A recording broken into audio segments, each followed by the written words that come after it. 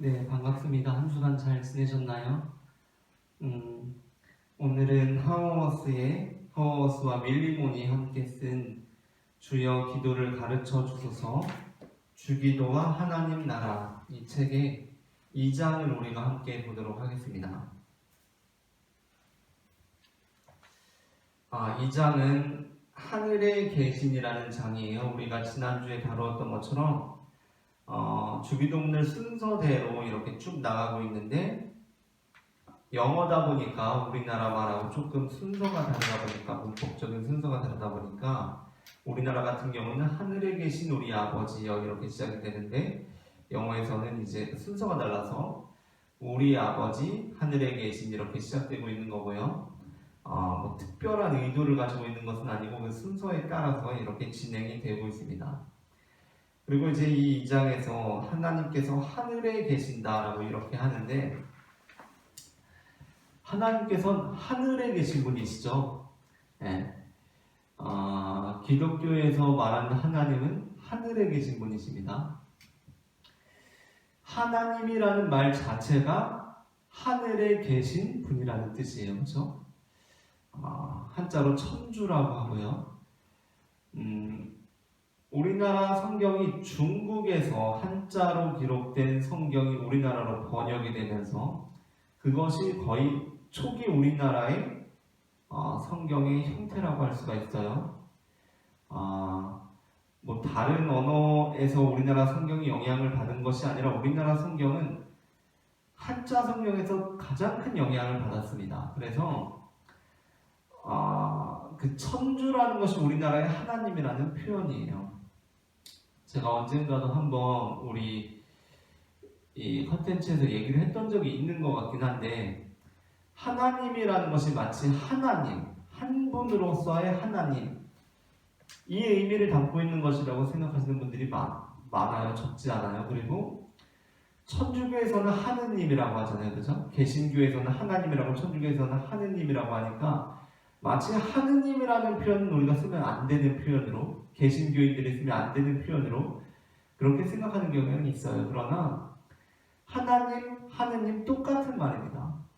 하나님이어서 한 분으로서의 하나님이다라고 하는 것은 굉장히 나중에 어떤 분들인지 모르겠지만 그러한 주장을 펼치신 것 같고 그런데 어떻게 좀 인기를 얻었던 것 같아요. 것이고 원래 처음에는 하나님 역시도 하늘님을 뜻하는 것이었어요. 그러니까 우리나라 말이 옛날에 좀 이제 지역마다 다르잖아요. 사투리도 있고 그렇다 보니까. 그래서 하느님이나 하날님이나 똑같은 거였거든요. 하날님 다 천주 하나님이었는데 그것이 어떻게 번역상의 이렇게 과정 속에서 어떻게 우리는 천주교는 하느님이라고 쓰고 천주교니까 또 하느님이라고 쓰는 것 같기도 하고 뭐 그런 생각이 들게끔 개신교는 또 한 분 하나님이다라고 해가지고 하나님이라고 쓰는 것 같기도 하고 그런데 엄밀한 의미에서 하나님, 하느님 둘 다 하늘에 계신 분 하느님입니다. 그리고 우리가 한 분으로서 하나님이라고 고백한다는 건 더 위험한 생각인 게 우리가 하나님을 한 분으로서 하나님이라고 고백하긴 하지만 그걸 엄밀하게 신학적으로 따지면 우리 개신교는 한 분이신 하나님을 믿는 종교가 아니죠. 그죠? 개신교가 초기 기독교에서 끝없이 갈등을 일으켰던 것이 바로 유대교와의 한 분이신 하나님 논쟁이에요. 한 분이신 하나님 논쟁. 왜요? 개신교는 한 분이신 하나님을 고백하는 종교가 아니거든요. 처음부터. 그래서 개신교가 유대교의 한 분파로 남아있는 것이 아니라 기독교로 나오게 된 거예요. 그리스도교로. 저 사람들 그리스도인이다라고 불리기 시작한 거라고요. 왜죠? 예수를 하나님이라고 고백했기 때문이에요. 유대인들은 한 분 하나님을 믿는데 그리스도인들은 예수님을 하나님이라고 믿기 시작했고 그 과정 속에서 기독교 안에서 끊임없는 그 토론들, 논쟁들을 통해서 삼위일체론으로 그렇게 우리가 정립했던 거 아닙니까? 그러니까 우리는 엄밀한 의미에서는 삼위일체 하나님을 믿기 때문에 하나님을 하늘에 계신 분이 아니라 하느님과 똑같은 맥락이 아니라 하나님이라고 고소한다는 것은 더 제가 볼 때는 잘못된 생각이다. 차라리 우리는 그 부분에 있어서만큼은 천주교가 말하는 하느님과 우리가 말하는 하나님이라고 말하는 것이 전혀 문제가 되지 않고 그렇게 해야 한다라는 것입니다. 자, 어쨌든 하나님께서는 하늘에 계신 분이다. 우리가 볼게요. 하늘. 우리가 보는 이 하늘 있죠. 비 내리고 눈 내리고 구름 떠다니는 하늘. 하늘에 계신 분이라고 말해요. 그런데 우리가 그냥 그렇게 이해할 수 있을까? 하는 것이 이제 의문이죠. 하나님께서 하늘에 계신다. 근데 이제 제가 이 하우머스의 글을 읽으면서 굉장히 독특하다. 하우머스가 확실히. 그래서 한편으로는 하우머스를 내가 선택한 것이 가끔 이제 그런 생각이 들긴 하는데 잘했다라는 생각이 드는 게, 우리가 보통 하늘에 계신 하나님이다라고 하면은 이제 하나님이 하늘에 계신다라고 생각하지는 않습니다. 우리가. 그렇죠? 하나님이 저기 비 내리고 눈 내리는 하늘에 계신다고 생각은 안 해요. 천국이라고 해도 그 위에 천국이 있다고 생각하지는 않는단 말이에요. 그러나 초기 기독교인들은 진짜 그렇게 생각했어요. 진짜 그렇게 생각했습니다. 진짜 천국 위에, 하늘 위에 천국이 있다고 생각을 했어요. 그러나 우리는 그렇게 생각하지 않죠.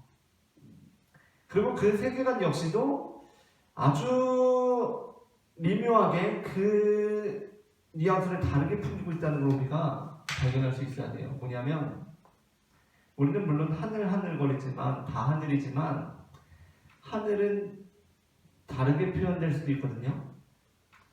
그러니까 하늘은 물질적인 하늘이 있죠. 물론 하늘을 물질이라고 하는 건 좀 이상하지만 어떤 공간으로서의 하늘이 있잖아요. 그죠? 공간으로서의 하늘이 있는데 그 하늘을 영어로는 스카이라고 부릅니다. 스카이. 아주 쉬운 단어죠. 스카이라고 불러요. 그런데 과연 예수님께서 하늘에 계신 우리 아버지여라고 할 때 그 하늘에 계신 우리 아버지가 스카이에 있다고 하셨을까? 그렇게 이해하지는 않습니다. 왜냐하면 영어 성경에서도 스카이라고 하지 않고 또한 우리에게 아주 익숙한 단어 헤븐이라고 합니다. 헤븐이라고 해요. 그 헤븐, 하늘에 계신이라고 할 때 헤븐이라고 쓴단 말이에요. 그거는 이 공간으로서의 하늘과는 또 달라요. 그죠? 저 공간으로 눈 내리고 비 내리는 하늘하고는 또 달라요. 우리나라에서도 하늘이 무너져 내린다라고 할 때 그 하늘이 진짜 저 공간으로서의 하늘이 무너져 내린다는 건 아니잖아요. 그죠? 그렇게 하늘이라는 말이 달리 쓰일 수 있는 것처럼 그 뭔가 공간으로서의 하늘이 아니라 다른 의미로서의 하늘을 우리에게 전해주고 있다는 거예요. 그런데 이제 그 부분에서 이 heaven, 하늘을 이해하는 이 방식이 대체로 하나님께서 하늘에 계신다는 것은 온 땅에 충만하게 계신다는 의미로 이해합니다. 그렇죠? 하늘은 굉장히 넓잖아요. 그렇죠? 하늘은 우리가 다 볼 수 있는 넓은 공간이기 때문에 하나님께서 하늘에 계신다는 그 의미가 뭘까를 생각할 때 대체로 하나님께서 충만하게 계신다, 없지 않고 모든 곳에 다 계신다라는 것으로 이해한단 말이에요. 그러나 하우머스는 그 방식이 좀 달라요. 그죠? 하우머스는 말하는 방식이 조금 다릅니다. 그게 굉장히 특이했어요. 그러면서도 제가 물론 하우머스를 지금 완전 깊이 있게 공부한 상태는 아니기 때문에 이제 그래도 벌써 책을 몇 권을 읽었잖아요. 그러한 상황 속에서 다르다, 특색이 있다 라고 느껴집니다. 그게 뭔지 우리 한번 이제 보도록 할게요. 53페이지부터 2장이 시작되는데 55페이지에 하우머스가 이렇게 말합니다. 55페이지 맨 아래에서 셋째 줄부터 우리 하나님이 계시는 장소, 위치, 주소가 있다. 바로 하늘이다. 이 말은 하나님은 어디에나 계신 혹은 어디에도 계시지 않는 분이 라는 말이 아니다. 여기서 하나님은 어디에나 계신 분이라는 말이 아니라는 거예요. 근데 또 뭐라고 했죠? 좀 대등하게 이 말은 곧 어디에도 계시지 않는 분이 아니라는 말과 똑같다는 거예요. 이 말은 하나님은 어디에나 계신 혹은 어디에도 계시지 않는 분이 라는 말이 아니다. 실은 그 반대로 우리 하나님은 어디에나 계신 분이 아니라 특정한 곳에 계신 분이다라고 말합니다. 우리가 하나님은 하늘에 계신다라고 고백할 때 대체로 하나님은 무소부재하시고 모든 곳에 계시고 이렇게 이해하기 쉬운데 하오스는 하나님이 특정한 곳에 계신 분이라고 말해요. 그 특정한 장소에는 이름이 있다. 별이 총총한 밤에 아브라함이 받는 약속하면서 쭉 이렇게 말해요. 그러면서 한 6번째 줄, 하늘이란 하나님이 다스리시는 통치 영역을 일컫는 이름이다. 자, 근데 우리가 이렇게 이해할 때 이제 이 뒤에서도 계속 나오는데 하나님께서 통치하시는 영역은 모든 피조물이잖아요. 하나님께서 통치하시는 영역은 온 우주잖아요. 하나님의 통치 안 하시는 부분 있나요? 없잖아요. 그죠? 자, 이렇게 우리가 이 관점을 가지고 있을 때 하우어스를 이해하기는 어려워요. 왜냐하면 하우어스의 기본 관점이 있습니다. 물론 우리가 경우에 따라서 그리고 이제 우리가 하나님이 온 우주를 다스리시고 통치하시는 분이라고 이해할 수 있죠. 그것을 거부하진 않을 거예요. 그러나 하우어스의 관점은 뭐냐? 온 우주가 다 하나님의 통치를 받는 영역은 아니에요. 우리가 하나님의 나그네 된 백성에서 함께 나눴었죠. 하우어스가 거기서 뭐라고 말하죠? 온 우주, 온 세계가 다 하나님의 통치를 받는 곳인가요? 아니에요. 하우어스는 교회를 말하죠. 교회. 하나님은 교회에 임하시는 분이에요. 세상에 임하시는 분이 아니라.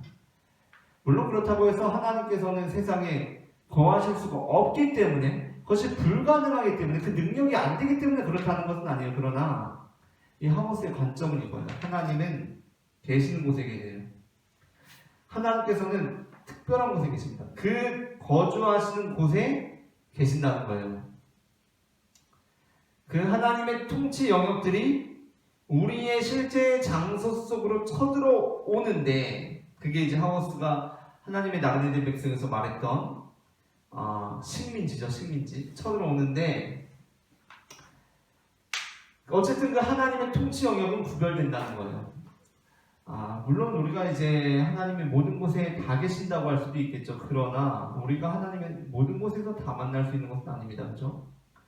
물론 한 가지 굉장히 어려운 숙제는 사도 바울은 그리스도인들을 박해하는 현장 가운데서 하나님을 만났다는 거예요. 굉장히 특별한 체험이라고 할 수가 있겠는데 그러나 그 외에 대체로 우리는 하나님을 어디서 만나죠? 하나님의 공간에서 만난다는 겁니다. 하나님께서 거하시는 곳에서 만난다는 거예요. 하나님께서는 결코 어느 곳에나 계신 분이 아니라는 겁니다. 하우어스의 주장은. 하나님이 하늘에 계신다는 것은. 그것이 이제 첫 번째 하우어스의 강조점이고 굉장히 특이했던 부분이고, 그 다음으로 이제 하우어스가 하늘에 계신다라는 것에서 이제 우리에게 가르쳐주고 나누려고 하는 것은 무엇이냐면 57페이지의 중간쯤에 시작되는 문단 있죠. 이 기도에서처럼 우리 아버지가 하늘에 계신다는 것을 이상하게 여기는 이들도 있을 것이다. 우리 대부분은 자신이 하나님께 가까이 가고 싶어하는 사람이라고 생각한다. 그러나 사실 우리는 참 하나님이 아닌 어떤 신을 더듬어 찾는 것이며 그런 신과 친하게 지내고 싶어하고 그런 신을 내게 필요한 친구로 생각하는 것이다 라고 말하고 있습니다. 그러면서 이처럼 우리는 어떻게든 하나님을 자기 형상대로 만들어내려 하고 급기야 어떤 이들은 사용자 편의 중심의 교회를 만들어야 한다고 말하기도 한다. 자, 하우어스가 여기서 말하는 것은 무엇이냐면 하나님께서 하늘에 계신다는 것은 우리보다 높이 계신 분이라는 겁니다.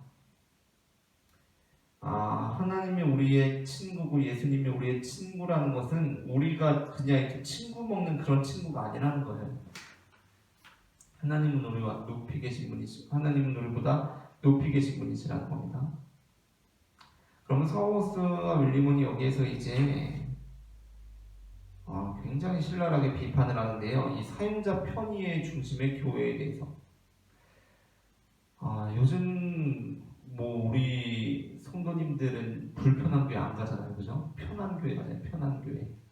사용자 편의가 충분히 배려된 교회를 가잖아요. 그죠? 내가 편한 교회 가는 거예요. 내가 편한 교회.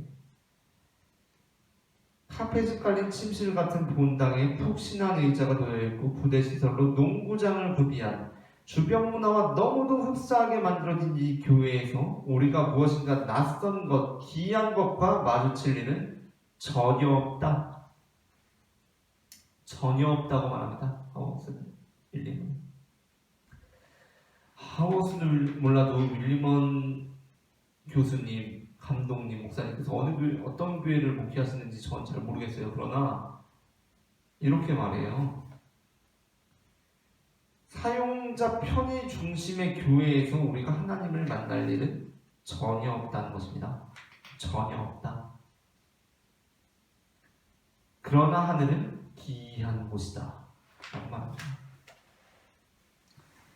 하늘에 계신 하나님께 기도한다는 것은 하나님을 자기 취향에 맞게 길들이려고 하는 현대인들에 대한 경고다. 읽기가 두려울 정도입니다. 이 비판이. 하늘에 계신 하나님은 우리 자신의, 우리가 가진 최선의 열망들의 희미한 반영 같은 것이 아니다. 이 하나님은 우리나라에 사는 분이 아니며 우리의 예배당에 거주하는 분도 아니다. 하나님 아버지는 하늘에서 다스리시는 분이다. 그러므로 예수님과의 인격적인 관계에 운운하며 그런 것, 하나님과 화기애애하고 편안한 관계를 갖는 것이 마치 기독교 신앙의 전부인 양 말하는 사람들의 말에 미혹되지 말라. 우리가 친밀하게 아버지라고 부르는 하나님은 또한 하늘에 계신 분이다. 나사렛 출신 유대인 예수에게서 계시된 하나님은 해와 별들을 움직이시는 하나님이시다 라고 말합니다. 자, 저 같은 경우는 인격적인 관계를 굉장히 중요하게 여기는 사람이에요. 하나님과의 인격적인 관계. 그러나 제가 계속해서 다듬어가고 있는 이 인격적인 관계라는 개념이 무엇이냐면 하워스가 말하는 것과 일치하는데 그것은 하나님과 단순히 친구 먹는 관계는 아니에요. 제가 말하는 인격적인 관계라는 것은 하나님을 소유물로 여기지 않고 하나님과 내가 정말 죽고 못 사는 관계가 되는 것이 바로 인격적인 관계거든요. 그런 의미에서 저는 제가 했던 설교 중에 제가 굉장히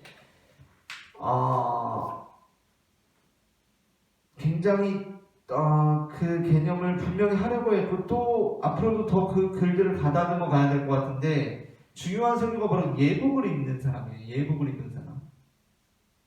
제 마태복음 강해 설교에 보면 예복을 입은 사람이라는 설교가 있습니다. 그게 굉장히 저는 저 스스로 중요한 설교라고 생각해요. 왜냐하면 그것은 바로 예복을 입지 않았다는 것은 하나님에 대한 경외감을 잃었다는 거거든요. 경외감. 그건 심각한 신앙의 타락입니다. 하나님에 대한 경외감을 잃었다는 것. 그래서 하워스는 하나님이 하늘에 계신다는 그 의미가 하나님이 우리가 높이 계신 분이라는 것이 굉장히 중요하다는 것을 강조하고 있어요.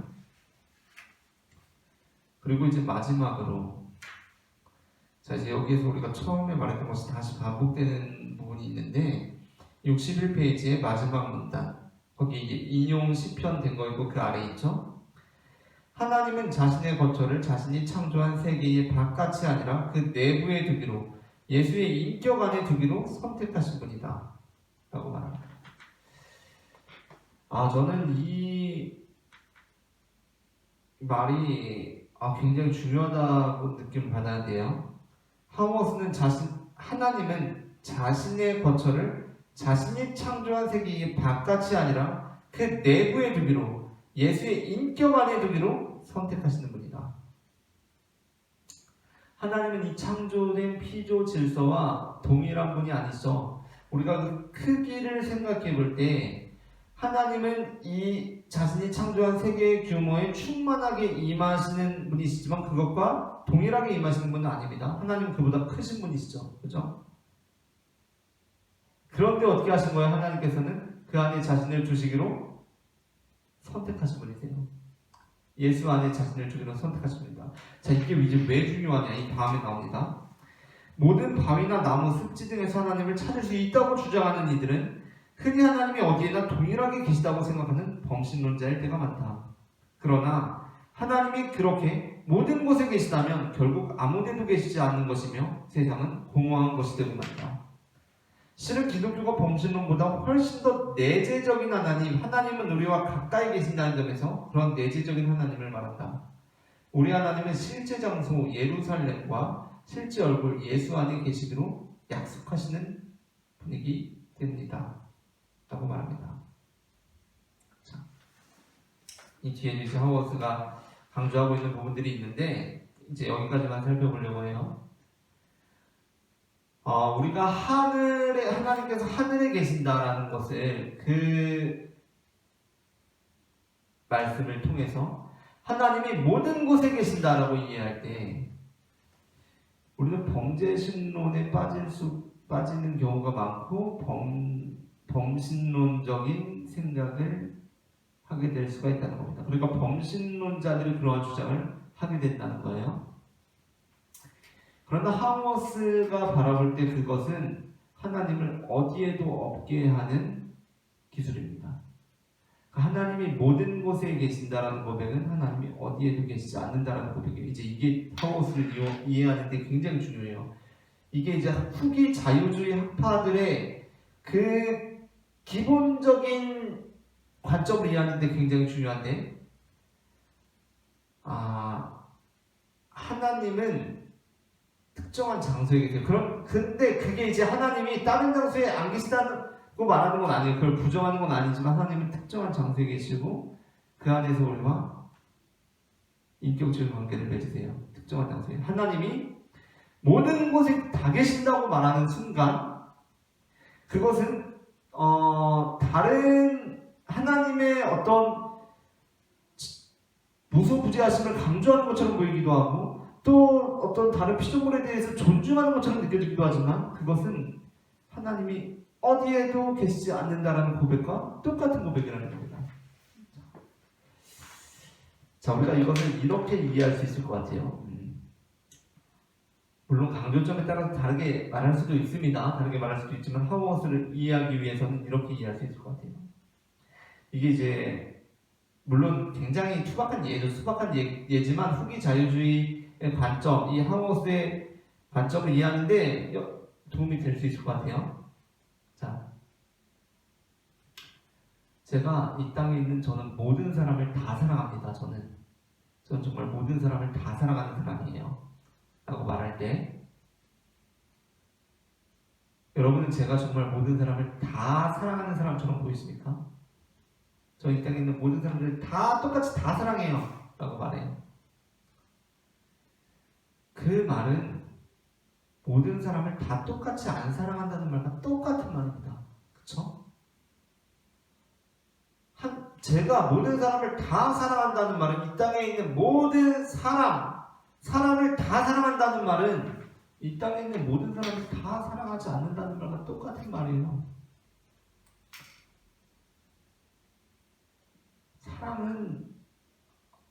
사랑은 굉장히 독자적인 관계와 그 특별한 그 비교가 중요하잖아요. 그죠? 그 사람을 더 사랑하는 게 중요하다고. 더 사랑하는 거. 우리가 모든 사람을 다 사랑하면 뭐하러 우리가 결혼하고 친구하고 다닙니까? 내가 그 사람을 특별히 사랑하는 거죠. 특별히 사랑하는 거예요. 그 사람을. 그 특별한 사랑, 내가 너를 사랑한다라는 것 안에서 그 관계가 성립이 되는 거잖아요.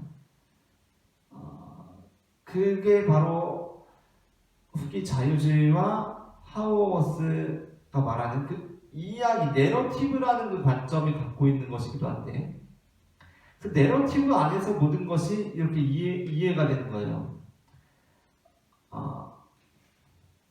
그 하나님께서는 모든 곳에 계신 것이 아니라 특별한 장소에 현존하시고 그 안에서 나와 관계 맺으면서 나는 하나님과 특별한 관계가 되고 하나님이 나를 사랑하신다라고 고백하는 거. 그러나 그것이 다른 것들을 부정하거나 다른 관계들을 배척하는 것이 아니라 그 관계 안에서만 그런 고유한 어떤 가치를 갖는다는 거. 그게 이제 굉장히 중요한데 그 관점들이 여기에 나타나 있다. 그렇기 때문에 그 관점 안에서 하우머스의 이 장을 읽을 때 우리는 이게 뭔 소린지가 알 수 있고 조금이나마 하우머스가 그러한 관점 안에서 이렇게 이야기를 하는구나라고 포착이 될 것 같아요. 오늘은 이제 여기까지 다루도록 하고요. 다음 주에는 3장 이름이 거룩히 여김을 받으시오며 3장을 보도록 하겠습니다. 감사합니다.